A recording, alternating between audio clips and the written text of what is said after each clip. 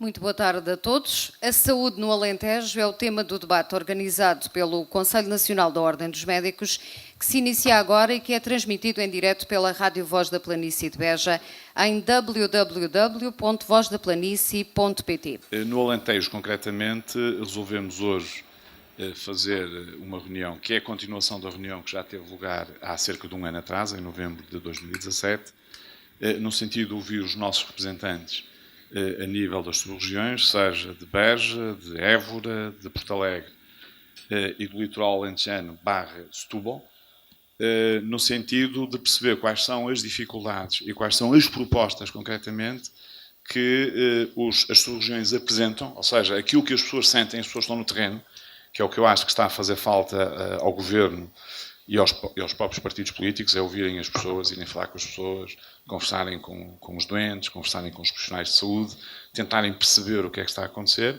no sentido de criarmos uma via verde de apoio à saúde no Alentejo, porque a saúde no Alentejo está a precisar de um apoio forte do Governo da República, e para isso é preciso haver entendimento.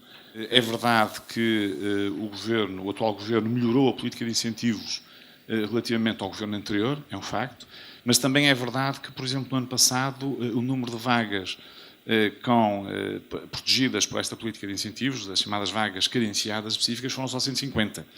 Num país em que a necessidade de ter uma política de incentivos mais forte dever-se-ia traduzir em muito mais vagas, porque estas 150 vagas foram totalmente ocupadas.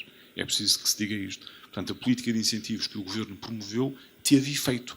Ou seja, aquelas vagas que eles abriram como carenciadas em vários pontos do país foram todas ocupadas. Infelizmente, abriram poucas vagas no Alentejo.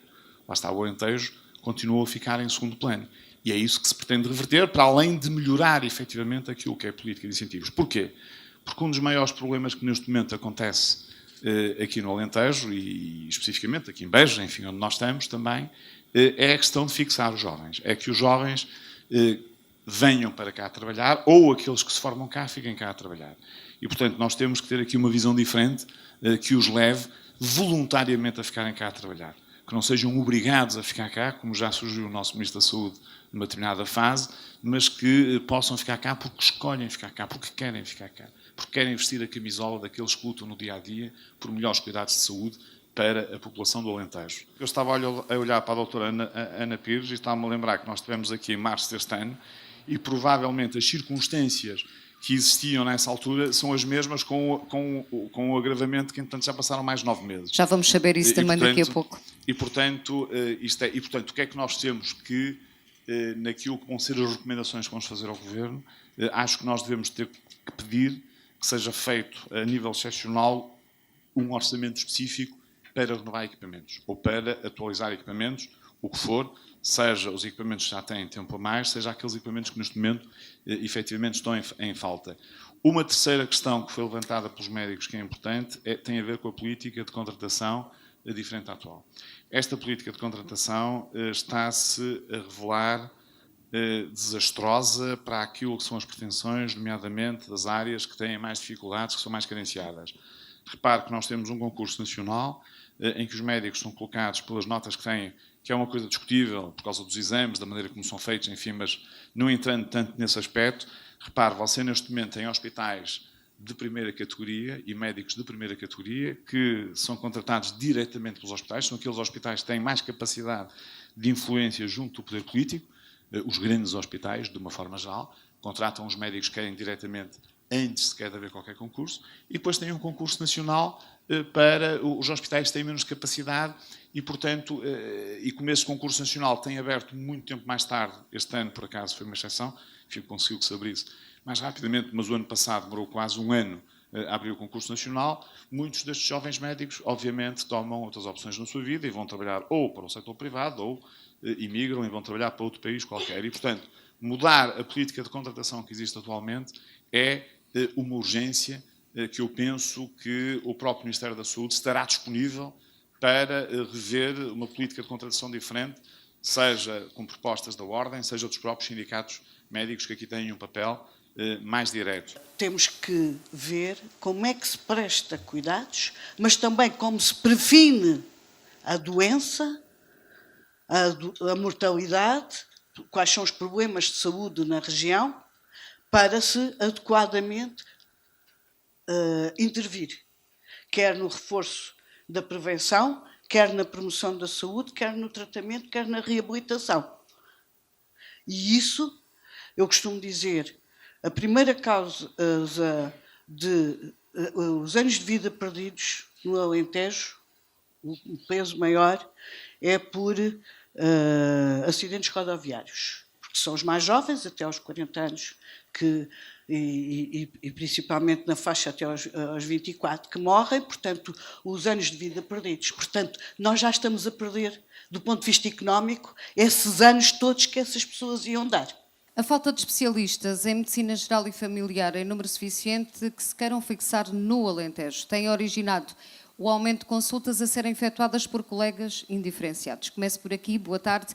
Este é um retrocesso na qualidade dos cuidados prestados em Portugal?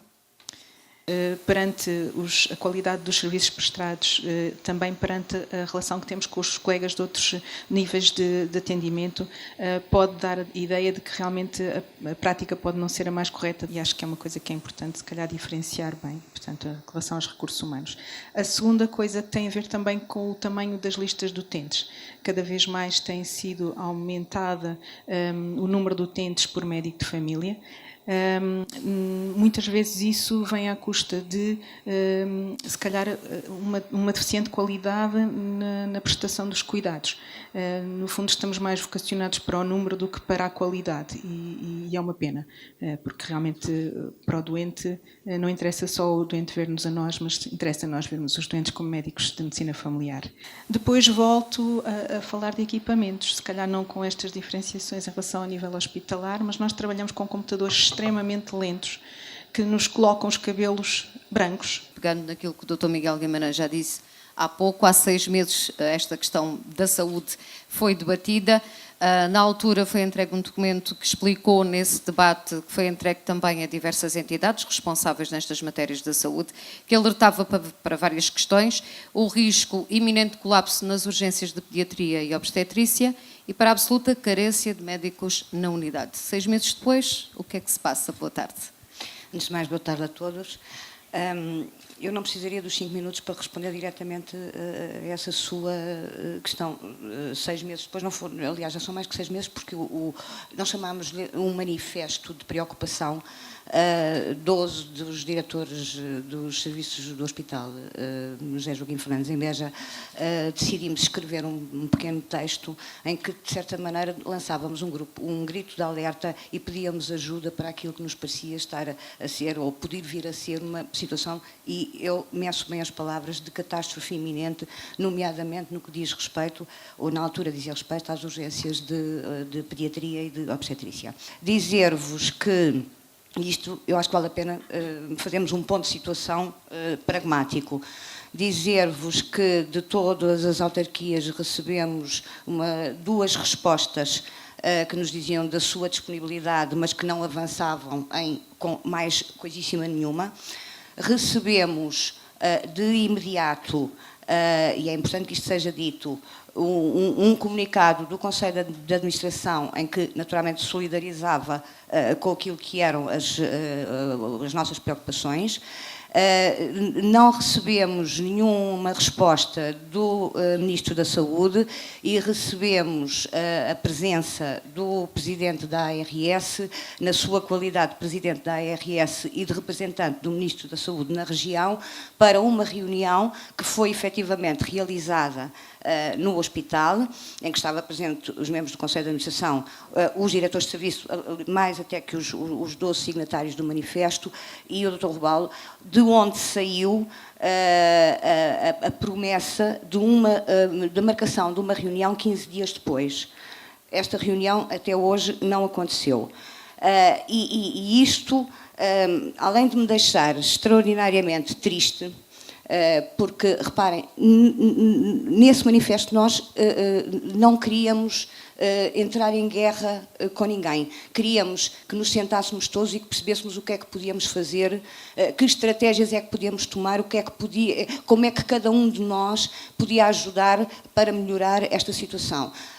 E é óbvio, deixemos-nos de fitas, não há melhoria da saúde em qualquer região sem um investimento e o empenho da tutela. Além do envelhecimento populacional que se tem vindo a agravar, a dispersão geográfica e a distância da residência dos doentes ao hospital mais próximo fica muito aquém do desejado, prejudicando muitas vezes o doente face ao benefício de apoio por emergência pré-hospitalar e de perda da chamada Golden Hour para o tratamento eficaz e atempado de determinadas patologias. Outra das desvantagens atuais de residência na região Alentejo prende-se com a ausência de determinadas especialidades médico-cirúrgicas no serviço de urgência, implicando um transporte de doente crítico por um período mínimo de 2 horas, do qual faz parte um troço nacional de cerca de 68 km que não se encontra nas melhores condições para a segurança dos seus utilizadores. Ora, daqui também será fácil de inferir o grau de dificuldade sentido pelos profissionais de saúde para a realização de um bom trabalho de estabilização do doente, até que este possa oferir dos melhores cuidados de que necessita, com o risco inerente de um outcome menos favorável face ao tempo decorrido e à perda irremediável de potenciais de recuperação. Nós não temos nenhum grupo profissional em que possamos estar confortáveis, de modo a assegurar os serviços nas faltas que são naturais, por licenças por parentalidade ou por problemas de saúde vários. Nós não conseguimos colmatar essas faltas, senão por um grande esforço dos nossos outros profissionais que ficam a fazer horas extraordinárias e também por externalizar ou então contratar mais em termos de prestação de serviços. Portanto, nas nossas especialidades, só para terem aqui uma ideia, 1/3 das especialidades hospitalares nós não temos ninguém no nosso mapa de pessoal. Essas especialidades são asseguradas exclusivamente por prestadores externos ou por protocolos com outras instituições dentro do Serviço Nacional de Saúde. A falta de recursos humanos, Dr. Hugo Capote, boa tarde, é um problema, como já vimos, comum a todo o Alentejo, ouvimos-lo aqui hoje, sendo que as dificuldades são mesmo idênticas em toda a região. Boa tarde. Boa tarde. Não. Acho que temos que ser corretos e temos que dizer que há vários Alentejos. Os problemas de Évora não são iguais aos problemas do Baixo Alentejo e aos do Norte Alentejano, não são. Eu devo dizer que nós no Norte Alentejano estamos em ruptura, nós não estamos em pré-ruptura, nós estamos em ruptura. Não há nenhuma especialidade do Norte Alentejano que assegure a urgência do hospital. Ou seja, em todas as especialidades é preciso contratar gente de fora. Portanto, se não fosse essa situação, nós estaríamos em ruptura e devo dizer que há vários dias em que nós estamos em ruptura e quando assim é preciso desviar doentes para outros hospitais ali próximos e, portanto, o Alentejo, há diferentes Alentejos e ainda bem que os há de certa forma, mas acho que também não se pode generalizar demasiado. Há uma área que eu acho sinceramente e da qual eu gostava de falar e que curiosamente não foi combinada, eu e o Rui ficámos para o fim, que tem que ver com uma experiência que está a decorrer já há vários meses no Alentejo, que se chama CDT Regional. As CDTs, para quem está mais ligado à área oncológica, são consultas de decisão terapêutica multidisciplinares, em que se decide a estratégia de um doente oncológico pelas diferentes especialidades que atuam nesse doente, e aquilo que está a acontecer no Alentejo desde há uns meses até agora é que estes doentes, ou determinados doentes, nomeadamente a mama e os doentes com câncer do reto, são discutidos a nível regional. Portanto, uma vez por semana, nós por videoconferência discutimos com os colegas da Évora, eles discutem connosco e com os colegas do litoral alentejano e esperemos que os de Beja também possam e queiram participar. E devo dizer que desta experiência já resultou, por exemplo, poder oferecer a doentes de determinado hospital desta região um tratamento que esse hospital não era possível ter feito. Nós partimos de um cenário que parecia impossível, que era 5 médicos especialistas poder assegurar uma região como o Alentejo, para um cenário de tranquilidade que temos atualmente, em que graças a esta comunicação fácil que temos com as outras especialidades e a estas obrigações que temos a estas obrigações e deveres que entendemos como obrigatórios de fazermos semanalmente a consulta nos outros hospitais, termos as reuniões multidisciplinares semanalmente e, desde há 3 meses, uma consulta também, uma consulta multidisciplinar por regional. Os doentes no Alentejo fazem exatamente, ou mais ainda, os mesmos tratamentos que fariam no Hospital do Litoral e que fariam no hospital privado a pagarem, se tiverem bons recursos. Ou seja, é falso que os doentes ricos ou que os doentes que têm mais recursos tenham acesso a melhores medicinas por irem ao litoral. É falso. Pelo contrário, além de nós oferecermos exatamente os mesmos padrões de qualidade, porque nos guiamos pelos padrões europeus e americanos de excelência em termos de tratamento, nós próprios, ao termos essas reuniões semanais, garantimos que haja sempre, que seja sempre oferecido ao doente o melhor dos tratamentos. Depois desta primeira ronda pelos convidados principais do debate, onde se tem procurado identificar problemas transversais, mas também encontrar respostas de saúde no Alentejo, passo a palavra ao público. A primeira coisa que eu gostei de ouvir foi a necessidade de responsabilidade e autonomia. O Capote mostrou isso muito bem. É preciso que a responsabilidade e a autonomia de resolver os problemas do Alentejo seja feita pelas entidades locais do Alentejo, por toda a região do Alentejo, e não seja decidida apenas centralmente. Aí há muitos erros. E por isso, fixar médicos tem que ser soluções locais, têm que ser fortes, mas de atrair. As redes têm que ser construídas aqui à medida, não podem ser feitas num gabinete no Terreiro do Paço ou no Ministério da Saúde, têm que ser feitas com a autonomia e a responsabilidade de quem presta estas posições. Depois é preciso perceber que muitas das coisas que nós falamos estão interrelacionadas. São interrelacionadas e dependentes. E muito do que aqui se apresenta de soluções podem resolver outros problemas. Vamos falar de um dos problemas principais do Alentejo e de algumas regiões que estão da zona sul do país. Fixação de médicos em zonas carenciadas. Os Açores e a Madeira estão a dar passos positivos. E os internos que vão para os Açores e Madeira têm maior satisfação do que, por exemplo, no Algarve. E por isso há passos positivos e há medidas locais, devem ser vigiadas, procuradas, são legislações próprias e devem ser aqui tratadas. Sei muito bem o que é que os médicos realmente têm, o que dão de si no dia-a-dia e, sobretudo, o que as instituições precisam deles. Nós, eu efetivamente estou, tal como o Dr. Rui, estamos no Hospital do Espírito Santo de Évora. É o hospital, digamos, que tem mais corpo, que tem neste momento mais profissionais, e não há dúvida nenhuma que, como dizia o Dr. Capote muito bem, os hospitais não são todos iguais, mesmo no Alentejo há vários tipos de hospitais. O que não deixa, de qualquer maneira, de me dar a mim a noção do que nós precisamos, e precisamos de muito. E entre as várias coisas que precisamos não só para nós, na região Alentejo, com o acesso toda à volta, como para poder fazer e replicar programas semelhantes ao que o Dr. Rui Diniz acabou de explicar. Qual é o nosso contributo? O nosso contributo é fazermos gente nova e fazermos especialistas. E isso passa pela idoneidade que temos em muitas especialidades, e que temos neste momento mais de 120 internos a receberem a sua formação para poderem ser especialistas. Temos muita pena que a maior parte deles depois vão embora. Vão embora porque têm neste momento, como todas vocês sabem, imensas solicitações, mesmo fora do SNS. Estamos a negligenciar um bocadinho o pilar principal da saúde, que são os cuidados primários. E, curiosamente, de 8 intervenientes aqui neste painel, eu vejo uma única representante dos cuidados primários.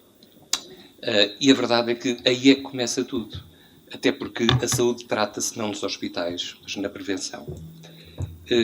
E acho que é fundamental aquilo que o colega, o Capote, há bocadinho disse. Este esquema de urgências não pode continuar assim.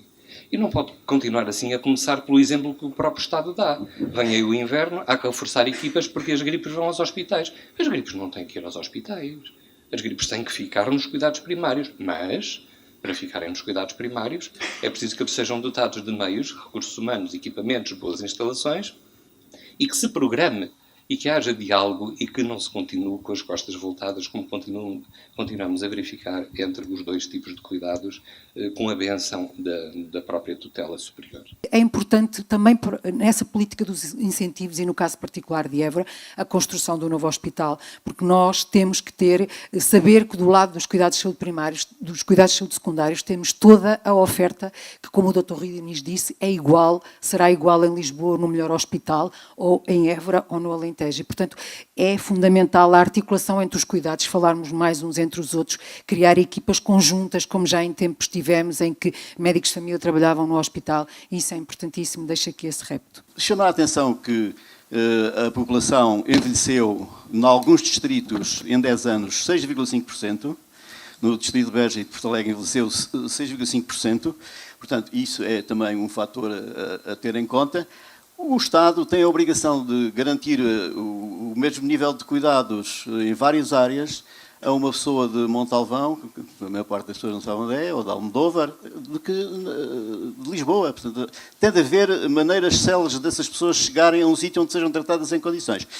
E, portanto, se calhar o paradigma das urgências tem de ser modificado. A urgência tem de ser vista de uma outra forma, porque os serviços de urgência, como estão a funcionar neste momento, são autênticas barreiras a que algumas coisas funcionem rapidamente. Nós poderíamos estar aqui um dia inteiro a falar dos nossos problemas todos. Isso é um facto. Agora, há uma coisa que é extremamente importante e que se tem passado no Alentejo todo. Não temos gente, é um facto. Porquê é que não vem gente? Houve um desinvestimento total. E isto é real. E estou a falar como alguém que chegou há 32 anos a Beja e cá ficou. Eu não fiquei pelo dinheiro. Fiquei pelo projeto. Nós, neste momento, olhamos e o que é que temos? O que é que podemos oferecer aos nossos internos? Projetos? Onde é que vamos buscar o dinheiro para esses projetos? Tenho o exemplo da psiquiatria, que é o exemplo paradigmático de tudo. A psiquiatria, há 10 anos, funcionava em 2 apartamentos. Havia um psiquiatra. Hoje, tem um hospital psiquiátrico. Quantos psiquiatras temos? Quantos internos de psiquiatria temos? Este é o paradigma. Portanto, nós temos é que investir. E o investimento tem o seu retorno ao fim de 3, 4 anos. O que nós estamos aqui a discutir é aquilo que um dia nós iremos precisar sempre. Nós vamos sempre precisar de cuidados. E nós estamos aqui a tentar dar às pessoas aquilo que vamos querer para nós.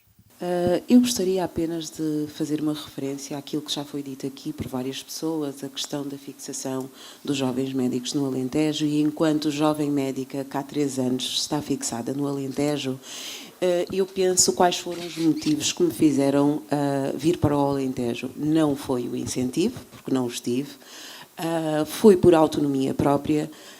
E a primeira coisa que eu pensei é que teria efetivamente qualidade de vida quando viesse cá a trabalhar, porque eu sou uma pessoa como qualquer outra pessoa, para além de ser médica.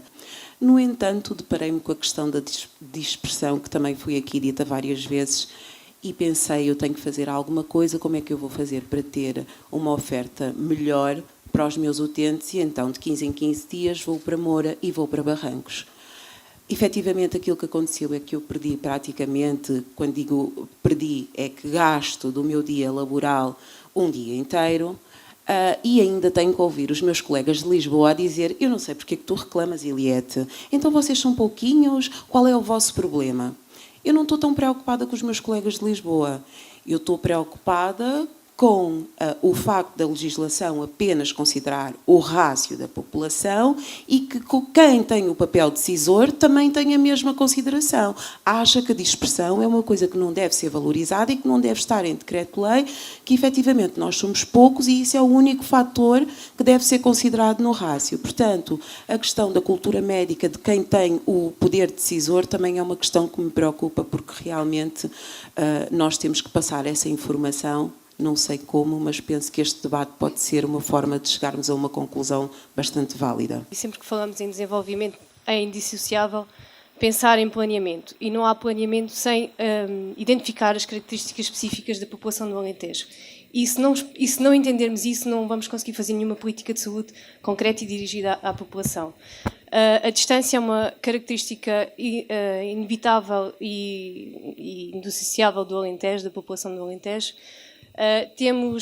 Não podemos pensar apenas na deslocação dos serviços, e é louvável o desenvolvimento do Serviço de Oncologia de Évora em relação a deslocar-se aos serviços. Não podemos pensar que são os utentes que se devem deslocar, mas temos que pensar nos serviços a deslocarem-se aos utentes. E isto é um ponto que é absolutamente fundamental se queremos construir saúde no Alentejo. Estas urgências, tal como são, consomem grande parte dos nossos recursos, e isto é transversal.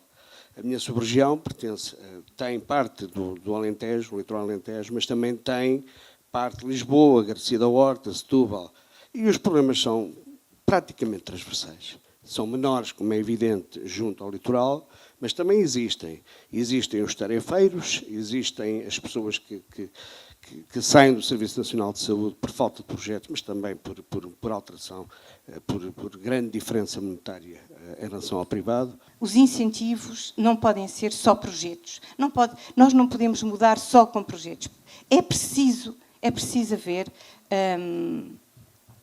uma política de incentivos que sejam, em primeiro lugar, específicos. Tem que haver uma especificidade em termos de incentivos. Depois eles têm que ser exclusivos. Nós não podemos continuar a ter incentivos para o interior e incentivos para outros hospitais do litoral. E têm que ser sustentáveis. Não podem ser 1 ano, ou 2 ou 3. Portanto, quem decide a sua vida, quem está neste momento, terminou uma especialidade, que constituiu família recentemente, que tem filhos pequenos, tem que pensar o que é que vai acontecer no seu futuro. Tem que haver algo que dê às pessoas não apenas incerteza e insegurança face ao seu futuro, mas algo que possa fazer com que a sua decisão seja uma decisão, também ela, com um futuro que é sustentável. E para isso precisamos ter autonomia, precisamos ter capacidade. Os projetos são fundamentais, mas para existir projetos é preciso haver dinheiro, é preciso haver equipamentos, é preciso haver infraestruturas. Vamos já passar ao Dr. Miguel Guimarães. Para finalizarmos também este debate, cabe ao Sr. Bastonário fazer aqui um pouco a síntese de tudo aquilo que se passou. Sem investimento há coisas que não é possível fazer. Nós podemos fazer algumas coisas sem investimento, mas há outras coisas que precisam de investimento. E nós não podemos continuar a investir, ainda em conta do que estava a dizer, menos de 1% daquilo que é o Orçamento do Estado para a Saúde, que já de si é muito baixo. Reparem, não adianta nada o Governo vir dizer que vai investir mais 300 ou 400 milhões de euros em saúde. Vai investir mais, vai ter mais, porque o PIB subiu. Mas o que nós continuamos a valorizar a saúde dos portugueses, que é disso que estamos a falar, é em 5,2% do PIB. E se pensarmos no Serviço Nacional de Saúde, estamos a valorizá-lo em apenas 4,8% do PIB. E esta é que é a realidade. E claro, com esta realidade temos todos problemas. Não há nenhum hospital que não tenha problemas. Temos problemas no Alentejo, temos problemas no Algarve, temos problemas em Trás-os-Montes, temos problemas em Lisboa. Temos problemas em todo o país. Nos sítios mais, noutros sítios menos. Nós temos neste momento a trabalhar apenas no setor privado mais de 14 mil médicos. Em exclusivo no setor privado, reparem bem. Nós não temos tantos médicos em exclusivo no setor público. Nós, especialistas no setor público, temos neste momento perto de 19 mil especialistas, 18 mil e muitos. Mas muitos destes especialistas não estão em indicação exclusiva, trabalham no setor público e no setor privado. Nos últimos 5 anos emigraram milhares de médicos. Vocês sabem todos disso. Mas quando estamos a falar de milhares, estamos a falar de mais de 4 mil médicos. Portanto, é uma perda grande para o país, é uma perda grande para o nosso Serviço Nacional de Saúde. E por isso é que eu acho que se nós queremos ter um Serviço Nacional de Saúde que cumpra aquilo que são os seus desígnios que estão definidos a nível da Constituição da República Portuguesa, temos que oferecer melhores condições de trabalho às pessoas, temos que permitir que haja um desenvolvimento integrado. Claro que as autoestradas são importantes, a acessibilidade, há bocado o Jaime falou nisso, é importante a acessibilidade, obviamente que sim, mas também é importante que as unidades de saúde sejam a nível dos centros de saúde primários, seja a nível dos hospitais, tenham condições adequadas para o exercício da medicina. É importante que haja uma integração efetiva entre os cuidados de saúde primários e os hospitais, que é uma coisa que nós andamos sempre a falar, mas que nunca acontece. Acontece, em alguns casos, raros, pontuais, em situações muito específicas. Mas, infelizmente, isto não tem sido a regra e, apesar das várias reuniões que têm sido feitas entre os colégios ou os representantes a nível de sociedades científicas da medicina geral e familiar e da medicina interna. No caso concreto dos problemas que temos que enfrentar, temos que ter propostas objetivas. E esse é que é o problema, é nós estarmos a falar para o ar ou apresentarmos propostas objetivas. Precisamos de uma política de incentivos diferente? Ok, temos que a definir.